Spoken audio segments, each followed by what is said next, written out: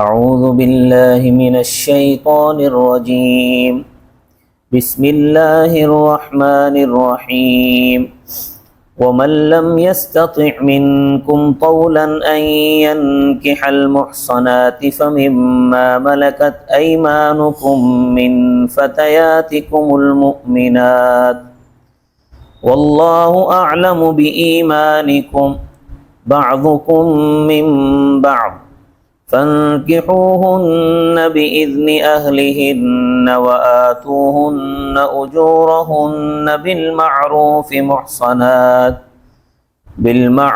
محصنات غير مسافحات ولا متخذات أخدان فإذا أحصن فإن أتين بفاحشة فعليهن نصف ما على المحصنات من العذاب ذلك لمن خشي العنة منكم وأن تصبروا خير لكم والله غفور رحيم صدق الله العظيم۔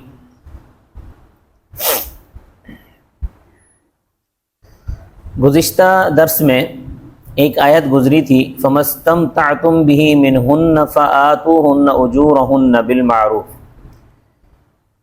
اس آیت کے ضمن میں ایک بات رہ گئی تھی، وہ ذرا سمجھ لیں۔ اس آیت کریمہ سے شیعوں نے بڑا غلط استدلال کیا ہے۔ اس آیت سے انہوں نے متع ثابت کیا ہے۔ متع کا لغوی معنی ہوتا ہے فائدہ اٹھانا، اور ایک متع شیعوں کے ہاں ہے، اس کا مفہوم یہ ہے کہ تنہائی میں مرد و عورت آپس میں راضی ہو جائیں۔ مثلا مرد کسی عورت کو کہے کہ میں تمہیں اتنے پیسے دوں گا، تو میری خواہش پوری کر دے، اور وہ عورت قبول کر لے، اور پھر خواہش پوری کرنے کے بعد وہ نہ اس کی بیوی رہے اور نہ یہ اس کا خاوند رہے، یہ متع ہے۔ اس متع کے انہوں نے بڑے فضائل بیان کیے ہیں۔ وہ کہتے ہیں کہ جو شخص متع کرنے کے بعد غسل کرتا ہے تو غسل کے پانی کے ہر قطرے سے 70 فرشتے پیدا ہوتے ہیں، اور وہ فرشتے ساری عمر اس کے لیے دعائے مغفرت کرتے رہتے ہیں۔ لا حول ولا قوت الا باللہ العلی العظیم۔ شریعت جس کام کو حرام کہتی ہے یہ اس کے فضائل بیان کرتے ہیں۔ شیعوں کی ایک تفسیر ہے منبع الصادقین، یہ ایران سے طبع ہوئی ہے۔ اس تفسیر میں اس مقام پر یعنی اس آیت کی تفسیر میں ایک جعلی اور من گھڑت حدیث لکھی ہے۔ اس میں لکھا ہے کہ حضرت صلی اللہ علیہ وسلم نے فرمایا کہ جو شخص ایک مرتبہ متع کرے اس کو امام حسین رضی اللہ تعالیٰ عنہ کا درجہ مل جائے گا، اور جو 2 مرتبہ متع کرے اس کا درجہ حضرت امام حسن کے برابر ہے، اور جو 3 مرتبہ متع کرے گا اس کا درجہ حضرت علی کے برابر ہے، اور جو 4 دفعہ متع کرے گا اس کا درجہ حضرت صلی اللہ علیہ وسلم کے برابر ہو جائے گا۔ العیاذ باللہ، العیاذ باللہ۔ تو اس آیت کریمہ کی تفسیر میں یہ خرافات نقل کی ہیں شیعوں نے۔ اب اہل حق جب یہ باتیں بیان کرتے ہیں تو کہا جاتا ہے کہ یہ فرقہ واریت پھیلاتے ہیں، اور ایرانی مسائل والی کتابیں مسلسل بھیجتے ہیں، اور پاکستانی شیعہ مستقل یہ کتابیں تقسیم کرتے ہیں، اور ہم اگر وہ کتابیں پڑھ کر سناتے ہیں تو کہتے ہیں فرقہ واریت ہے۔ یعنی ان کے تقسیم کرنے سے فرقہ واریت نہیں ہو رہی، ہم اگر وہ پڑھ کر سنا رہے ہیں تو اس سے کیا ہو رہا ہے؟ اس سے فرقہ واریت پیدا ہو رہی ہے۔ بڑی عجیب منطق ہے کہ چھپوا کر بھیجنے والے فرقہ واریت پھیلانے والے نہیں ہیں، ان کو بیچنے والے اور تقسیم کرنے والے بھی فرقہ واریت پھیلانے والے نہیں ہیں، اور جو ان کو پڑھ کر سنا رہے ہیں وہ فرقہ واریت پھیلانے والا ہے۔ تو بھائی دیکھو، ہم لڑائی جھگڑے کے قائل نہیں ہیں، اور دہشت گردی کے بھی سخت منکر ہیں، چاہے کوئی بھی طبقہ ہو، کوئی طبقہ کرے، مگر حق بیان کرنا یہ تو حق ہے۔ مثلا اس قرآن پاک کی کوئی اس طرح تحریف کرے، جیسا کہ میں نے بتایا ہے کہ اس آیت کریمہ کی تشریح میں لکھا ہے منبع الصادقین میں کہ جو 4 مرتبہ متع کرے اس کا درجہ حضرت صلی اللہ علیہ وسلم کے برابر ہے، تو ان لغویات کی تردید کرنا تو ہمارا حق ہے۔ اسلام کے خلاف اگر کوئی آدمی، کوئی شخص کوئی بات کرے گا تو مسلمان کے فریضے میں داخل ہے کہ وہ اس کی تردید کرے، اور ہم جب تردید کرتے ہیں تو ہمیں کہا جاتا ہے کہ یہ فرقہ واریت پھیلا رہے ہیں۔ تو یہ متع کے حوالے سے اس قسم کی خرافات انہوں نے نقل کی ہیں اس آیت کی تشریح میں۔ تو متع جو ہے یہ زنا کی ایک دوسری قسم ہے، اور اس کو انہوں نے نام دے دیا ہے مذہبی، اور کام وہی ہے سارا۔ جیسے ایک فاحشہ عورت کوٹھے پر بیٹھ کر لوگوں سے پیسے وصول کر کے متع کرواتی ہے، ان کا جو مروجہ متع ہے وہ بھی اسی قسم کا ہے، وہ بھی کچھ پیسے وصول کرتی ہے، اس کے بعد مرد کی خواہش پوری کر دیتی ہے، اور پھر مرد جو ہے وہ چلا جاتا ہے، عورت اپنے راستے مرد اپنے راستے، اور اس متع میں بھی اسی طرح ہوتا ہے۔ حتیٰ کہ ان کے ہاں یہ بھی لکھا ہے کہ کھجور کے چند دانوں کے عوض بھی متع ہو سکتا ہے، اور باقاعدہ ایران کے اندر متع سینٹر کھلے ہوئے ہیں۔ جیسے ہمارے ہاں جو فاحشائیں ہوتی ہیں ان کے کوٹھے ہوتے ہیں، وہاں متع سینٹر ہے۔ تو نام انہوں نے ایک رکھ لیا ہے مذہبی، لیکن حقیقت میں یہ کیا ہے؟ حقیقت میں یہ زنا ہے۔ آگے فرمایا اللہ پاک ہم سب کو محفوظ فرمائے، اس بے حیائی سے محفوظ فرمایا، اور اس بے حیا مذہب سے اللہ پاک ہم سب کی حفاظت فرمائے۔ آگے فرمایا وَمَن لَّمْ يَسْتَطِعْ، کہتے ہیں کہ ہم حضرت علی کو ماننے والے ہیں، ہم حضرت حسن حسین کو ماننے والے ہیں، ہم حضرت صلی اللہ علیہ وسلم کو ماننے والے ہیں۔ بے حیا قسم کے لوگوں تو متع پر جو ہے وہ حضرت حسین، حضرت حسن، حضرت علی اور حضرت صلی اللہ علیہ وسلم کے درجات دے رہے ہو۔ ہمارا تو یہ نظریہ ہے کہ کوئی آدمی اپنی پیدائش سے لے کر موت تک ساری زندگی سجدے میں گزار لے، اور زندگی ایسی گزارے کہ اس سے کوئی ایک ادنا سا گناہ بھی سرزد نہ ہوا ہو، یعنی ایسی بہترین زندگی گزار کے جائے، پھر بھی وہ ادنا سے صحابی کے درجے تک بھی نہیں پہنچ سکتا، ادنا صحابی کے درجے تک۔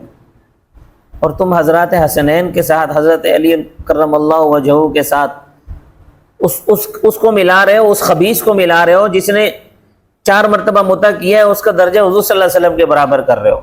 ڈوب کے مر جانا چاہیے، یہ گستاخی نہیں ہے تو اور کیا ہے؟ یہ حضرات حسنین کی بھی گستاخی ہے، حضرت علی المرتضیٰ کی بھی گستاخی ہے، اور حضور اکرم صلی اللہ علیہ وسلم کی بھی گستاخی ہے۔ اور ہمارا یہ مطالبہ بالکل بجا ہے کہ ان گستاخوں کو سزا ملنی چاہیے۔ اور یہ جو قانون پاس ہو چکا ہے، جو گزشتہ دور حکومت میں پاس ہوا، لیکن اب تک اس کو عملاً نافذ نہیں کیا گیا ہے، اس کو عملاً نافذ کیا جائے تاکہ پورے پاکستان کے جو سنی مسلمان ہیں ان کے جذبات کی ترجمانی ہو سکے، اور یہ فرقہ واریت کا جو جن باہر آیا ہوا ہے تاکہ اس کو قابو کیا جا سکے۔ آگے فرمایا وَمَن لَّمْ يَسْتَطِعْ مِنْكُمْ طَوْلًا، اور وہ شخص جو نہیں رکھتا تم میں طاقت أَن يَنكِحَ الْمُحْصَنَاتِ الْمُؤْمِنَاتِ، یہ کہ نکاح کرے آزاد عورتوں کے ساتھ۔ یہاں پر محسن کا معنی آزاد عورت کے ہیں۔ جو آدمی آزاد عورت کے ساتھ نکاح کرنے کی طاقت نہیں رکھتا تو فرمایا فَمِمَّا مَلَكَتْ أَيْمَانُكُمْ، بس ان کے ساتھ نکاح کرے جن کے تمہارے دائیں ہاتھ مالک ہیں، یعنی لونڈیوں کے ساتھ نکاح کرے۔ مِن فَتَيَاتِكُمُ الْمُؤْمِنَاتِ، تمہاری لونڈیوں میں سے جو مومن ہے۔ ایک مسئلہ تو یہ سمجھ لیں کہ اپنی لونڈی کے ساتھ نکاح نہیں ہوتا، کیونکہ اس سے بغیر نکاح کے بھی مباشرت انسان کر سکتا ہے، بشرطے کہ وہ لونڈی یہودیہ ہو یا نصرانیہ ہو یا مسلمان ہو۔ مسلمان یعنی ایسے ہو، مسلمان عورت لونڈی نہیں بنتی، کافرہ تھی، لونڈی بنی، بعد میں اسلام قبول کر لیا، تو اب وہ جب تک آقا آزاد نہیں کرے گا تو وہ لونڈی ہی رہے گی۔ تو لونڈی کا جو مالک ہے وہ اپنی لونڈی کا نکاح کسی دوسرے کے ساتھ کر سکتا ہے، یہ جائز ہے۔ لیکن جب مالک اپنی لونڈی کا نکاح کسی دوسرے کے ساتھ کر دے گا تو اب وہ خود اس لونڈی سے ہم بستری نہیں کر سکتا، کیونکہ اب وہ دوسرے کی منکوحہ ہے، اور مالک نے اپنا یہ مباشرت کا حق دوسرے آدمی کو دے دیا ہے۔ تو فرمایا کہ اگر تمہیں آزاد عورتوں کے ساتھ نکاح کرنے کی طاقت نہیں ہے تو تم ان کے ساتھ نکاح کر لو جن کے تمہارے دائیں ہاتھ مالک ہیں، تمہاری مومن لونڈیوں میں سے۔ واللہ اعلم بایمانکم، اور اللہ خوب جانتا ہے تمہارے ایمان کو۔ بعضکم من بعض، بعض تمہارے وابستہ ہیں بعض کے ساتھ۔ دیکھیں رب تعالیٰ نے عورتیں پیدا فرمائی ہیں اور مرد بھی پیدا فرمائی ہیں، مرد بھی پیدا فرمائے ہیں، کیوں؟ کیونکہ نسل انسانی کو قیامت تک چلانا ہے، اور اس کا یہ طریقہ ہے فَانْكِحُوهُنَّ بِإِذْنِ أَهْلِهِنَّ، بس تم ان لونڈیوں کے ساتھ نکاح کر لو ان کے مالکوں کی اجازت سے، وآتوہن اجورہن بالمعروف، اور دو تم ان کو ان کے مہر اچھے طریقے کے ساتھ، یعنی جس قاعدے اور طریقے کے مطابق آزاد عورت کو مہر دیا جاتا ہے اسی طرح لونڈی کو بھی مہر دیا جائے گا، اسی چیز کا حکم دیا جا رہا ہے کہ ان کو بھی مہر دو۔